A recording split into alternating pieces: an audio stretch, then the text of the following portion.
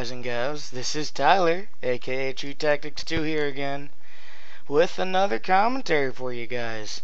Today, I'm going to discuss the M1 Abrams Tank.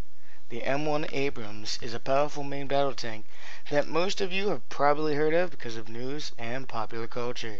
The M1 Abrams is also popular in video games, including the Arma series, the Battlefield series, the Call of Duty Modern Warfare series, and World in Conflict.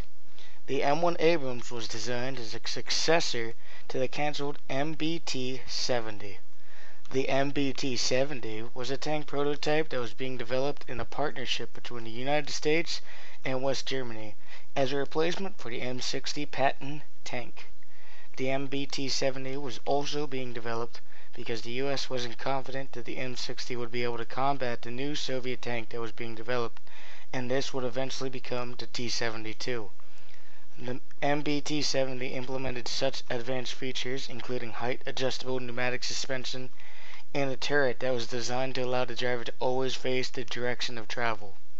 The MBT-70 would also offer a low profile and would be armed with a powerful main gun, a 152mm with autoloader for the US, and a 120mm auto-loading Rheinmetall gun for the German model. Also, despite weighing in at over 50 tons, the MBT-70 was reportedly able to reach an astonishing 52 miles per hour. However, the MBT-70 budget became increasingly expensive, and the design proved to be too heavy and complex, and this resulted in the program's cancellation in 1971 by Congress. The funds from the MBT-70 were then redistributed to a new program called the XM-815, and this was later renamed the XM-1 Abrams after World War II commander Creighton Abrams. Prototypes were designed by both Chrysler Defense and General Motors, and prototypes were delivered in 1976 armed with a license-built version of the 105mm Royal Ordnance L7 main gun, along with a Leopard 2 tank for comparison. The Chrysler design was powered by a turbine engine and was chosen to be developed as the M1 Abrams. Chrysler Defense would later be purchased by General Dynamics Land Systems Division in 1979. The M1 Abrams entered production in 1979 and entered service with the U.S. Army in 1980. Between 1979 and 1985, 3,273 M1 Abrams were produced armed with the 105mm L7 main gun.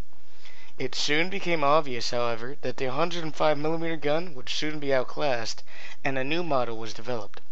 This resulted in the M1A1, which was armed with the Rheinmetall AG 120mm smoothbore gun, which is known in the U.S. as the M256 main gun.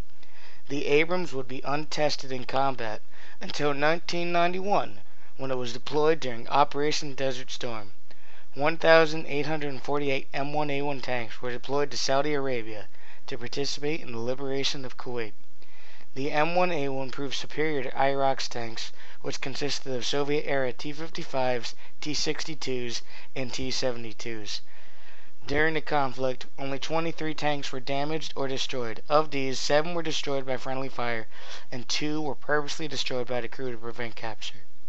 The M1A1 was capable of accurate fire from over 2,500 meters away, and this proved to be a huge advantage over the Soviet-designed tanks, as their effective range was less than 2,000 meters. After the war, a further improvement of the M1A1 was the M1A2, which featured an independent thermal viewer for the commander, upgraded navigational equipment, and upgraded digital controls and displays. These upgrades also gave the M1A2 an improved fire control system. All variants were outfitted with depleted uranium armor, and all M1A1s went through overhaul to restore them to almost new condition. The Abrams again saw combat in the invasion of Iraq in 2003. Again, the Abrams met with success against the older Iraqi tanks. However, the conflict in Iraq also showed the weakness of the Abrams in urban combat, and to help ensure survivability, the Tank Urban Survival Kit, or TUSK, was developed. These upgrades include reactive armor on the sides and slat armor on the rear to protect from RPGs and other warheads. On the top, a transparent armor gun shield along with a thermal sight system were added to the M240B 7.62 machine gun mount, and also a Kongsberg Group and remote weapon turret with an M250 caliber machine gun was added in place of the tank commander's 50 caliber mount. This meant that the commander no longer had to expose himself to enemy fire. Also, an exterior telephone was added on the outside to allow infantry to communicate with the commander. The touch system can be installed in the field, and this allows the tanks to be upgraded without being recalled to a maintenance depot. Not every Abrams has been provided with this kit, but over time the military hopes to outfit the Abrams fleet with most of these upgrades. Besides the U.S. military, this tank is also in operation with the Australian Army, Egyptian Army, Iraqi Army, Kuwaiti Army, and Saudi Arabian Army. The Abrams is armed with a 120mm smoothbore, which can fire a variety of rounds, including armor-piercing saber rounds, heat-shaped charge rounds, and anti-personnel canister rounds. The Abrams is also armed with 3 machine guns: a coaxially mounted 7.62 M240 machine gun, a M250 cal mounted in front of the commander's hatch, and a 7.62 M240 mounted in front of the loader's hatch. With Tusk, the manually operated 50 cal machine gun can be replaced with a remotely mounted M2 50 cal heavy machine gun or a Mark 19 automatic grenade launcher. The top speed of the Abrams is 42 miles per hour on road and 30 miles per hour off-road. The Abrams will remain in active service for the foreseeable future, and the M1A3 is currently being developed. That was a brief history of the M1 Abrams main battle tank.